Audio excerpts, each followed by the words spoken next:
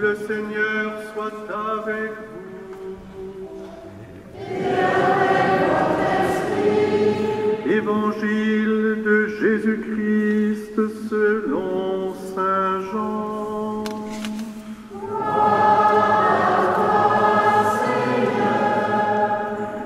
En ce temps-là, Pilate appela Jésus et lui dit: Es-tu le roi des Juifs? Jésus lui demanda: Dis-tu cela de toi-même, ou bien d'autres te l'ont dit à mon sujet? Pilate répondit: Est-ce que je suis juif, moi? Ta nation et les grands prêtres t'ont livré à moi. Qu'as-tu donc fait? Jésus déclara: Ma royauté n'est pas de ce monde. Si ma royauté était de ce monde, j'aurais des gardes qui se seraient battus pour que je ne sois pas livré aux Juifs. En fait, ma royauté n'est pas d'ici. Pilate lui dit: Alors tu es roi? Jésus répondit: C'est toi-même qui dis que je suis roi. Moi je suis né, je suis venu dans le monde pour ceci, rendre témoignage à la vérité. Quiconque appartient à la vérité, écoute ma voix. Alléluia, mon cœur est dans la joie. Alléluia, je chante pour toi. Alléluia, mon cœur est dans la joie. Alléluia, je chante pour toi. Alléluia, mon cœur est dans la joie. Alléluia, je chante pour toi. Alléluia, mon cœur est dans la joie. Alléluia, je chante pour toi. Alléluia, mon cœur est dans la joie. Alléluia, je Chante pour toi. Alléluia, mon cœur est dans la joie. Alléluia, je chante pour toi. Asseyez-vous.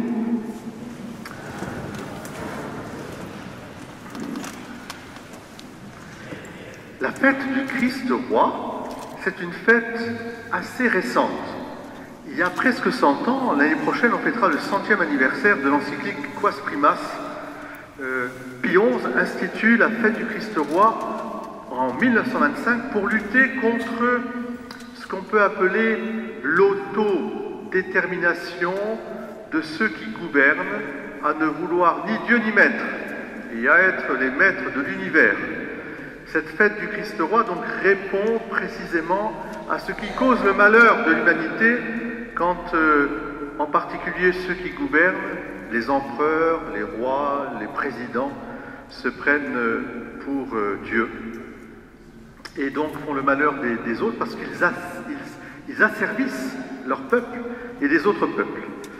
Alors c'est pour cela que Pie XI a voulu rappeler que s'il y avait une royauté, c'est-à-dire un service d'autorité, il venait de Dieu.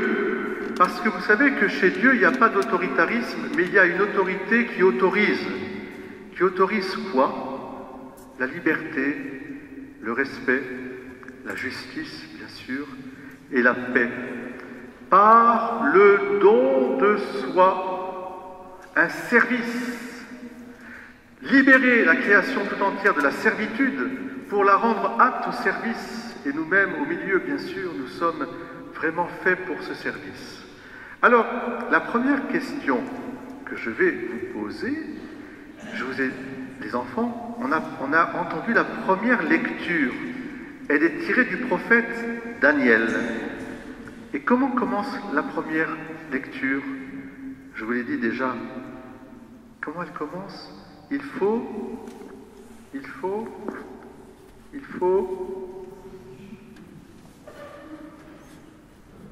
faut regarder.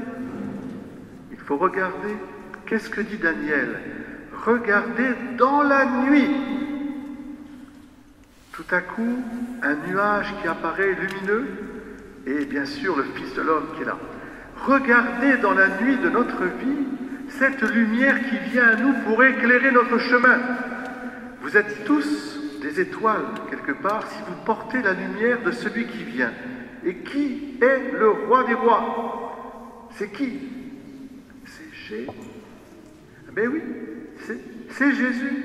Pourquoi c'est le roi des rois? Parce que c'est celui qui nous aime d'une manière indéfectible. Le royaume, c'est le Christ. Et le Christ, c'est le royaume. Et quand on est membre du Christ, on porte précisément ce regard rempli de lumière qui éclaire la nuit de nos jours, de nos vies. Alors vous êtes à l'aurore de vos vies, les enfants. Nous sommes un petit peu plus avancés. Certains sont aussi avancés et ils voient déjà, vous pouvez regarder au loin cette lumière, elle est toujours là.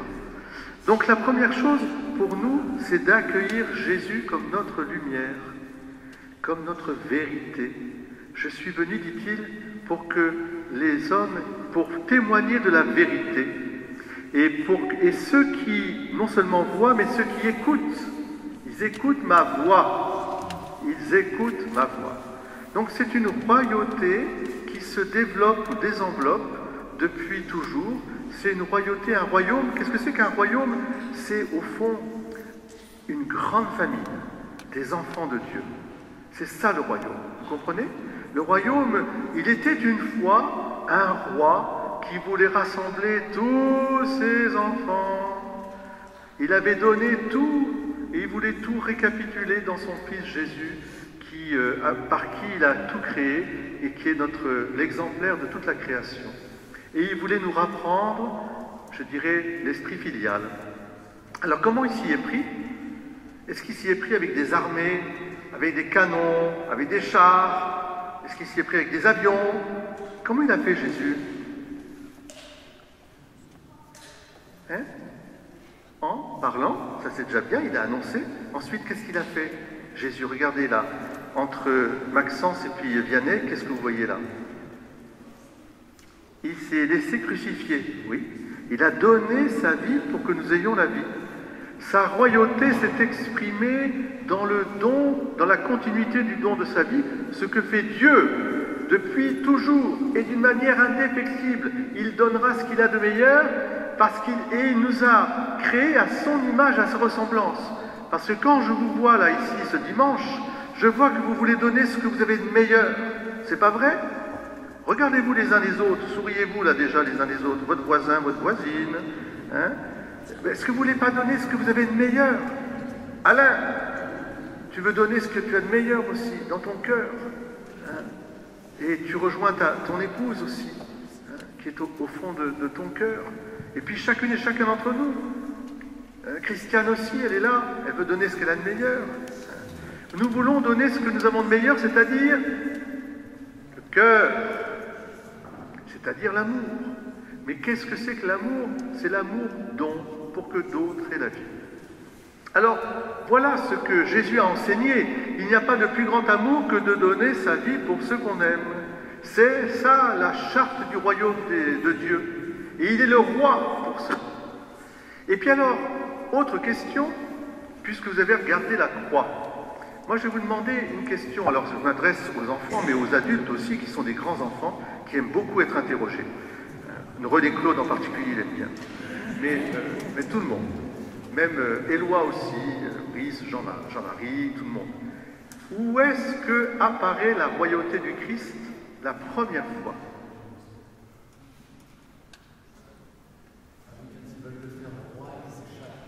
Vous dites pas tout à fait, ça c'est après, c'est bien après. Puisque la royauté, c'est une royauté d'amour qui se donne. Quand est-ce que le Christ apparaît la première fois? Tout donné à nous. On va bientôt entrer dans le temps de l'Avent qui va nous amener à Noël. Et Noël, c'est le don que fait Jésus de sa vie pour nous.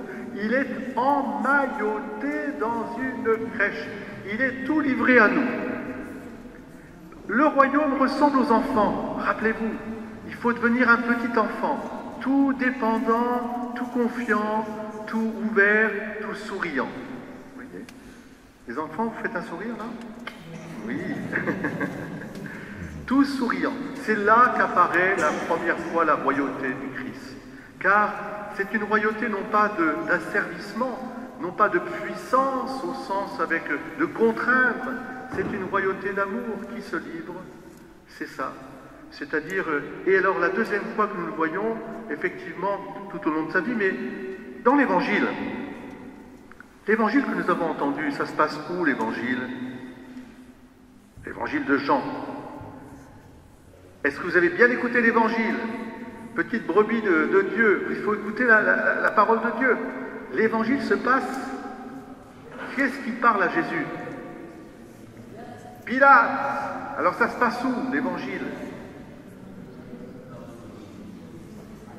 Dans ce qui est le pouvoir impérial par excellence du temps de Jésus. Ça se passe dans le prétoire avec Pilate, qui est le représentant de l'empereur. Il est là face à celui qui détient le pouvoir, apparemment. Et il est là tout livré. Et Jésus ne se dérobe pas. Il se dévoile comme il est. Es-tu roi? Mais moi je ne suis pas juif, on t'a livré à moi. Qu'est-ce que tu dis de toi? Et Jésus ne cherche pas à s'arranger avec Pilate ou à dire oui, ben tu vois, voilà. Non, il dit, c'est toi qui le dis. Mon royaume n'est pas de ce monde. Si mon royaume était de ce monde, les gens se seraient battus pour moi, mais je me suis livré. Mon royaume est un royaume d'amour de Dieu pour les hommes, indéfectible. Pilate dira, qu'est-ce que la vérité? Tu n'aurais pas d'autorité sur moi si le Père ne te l'avait pas donné. Il lui fait remonter vers Dieu son autorité. C'est là que Jésus apparaît aussi comme le roi. C'est une royauté de service, une royauté de don. Autrement dit, les enfants, vous avez compris que si vous voulez être grand parmi les hommes, il faut toujours être au service les uns des autres. C'est comme ça qu'on est grand. Et alors évidemment, ça va culminer sur la croix. Sur la croix, comme à la crèche, Jésus est fixé, il est livré.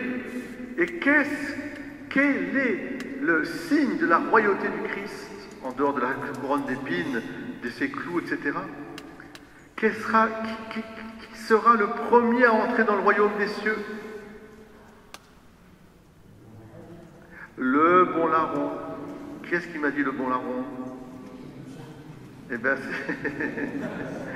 Alors, le bon larron. C'est qui le bon larron? C'était un bandit.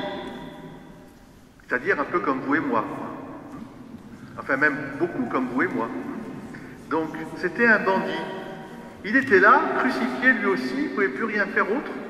Et puis, il dit, moi, c'est normal, je suis qu'un pécheur. Ce que j'ai fait, je mérite.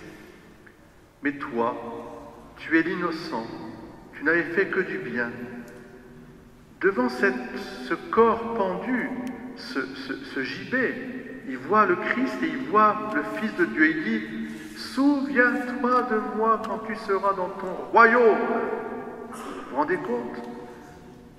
Ah, alors là, c'est incroyable. Et Jésus lui dit, aujourd'hui, tu seras avec moi dans ce royaume. Alors, et je termine là-dessus, pour que nous puissions vivre vraiment le Christ roi, vous avez compris que la royauté du Christ est une royauté dans le cœur, dans notre cœur. Il faut être au service les uns des autres. Première chose, soyons des veilleurs de ceux qui voient au loin. Ne nous laissons pas enfermer dans des dialectiques, je dirais, de ténèbres ou de lumière, où on essaie de nous entrechoquer à l'horizontale. Il faut regarder beaucoup plus loin. Bien sûr qu'il y a le mal, mais Dieu a triomphé du mal en donnant sa vie. Et nous aussi, le témoignage chrétien, c'est cela, c'est de donner notre vie au-delà de tout, en rappelant justement que nous sommes faits pour un royaume qui est un royaume éternel, et que nous ne devons pas répondre au mal par le mal, œil pour œil, dent pour dent, mais que nous devons véhiculer au contraire ce que l'Évangile nous rappelle, nous sommes tous des enfants de Dieu, tous appelés à ça. Deuxième point important, c'est donc d'écouter la parole. Jésus-Christ est notre lumière. Et écoutons la parole et mettons-la en pratique. Gardons cette parole. Il est la parole. Il est la lumière qui éclaire la nuit de notre vie pour aller vers le royaume. Vous voyez. Il est vraiment ce soleil de justice. Puis, troisième point, bien sûr, pas de compromission avec les puissants de ce monde, c'est-à-dire avec la mondanité dont nous parle souvent le pape François. Jésus se place devant Pilate dans la vérité. C'est tout. Il ne cherche pas davantage. Il ne cherche pas à plaire.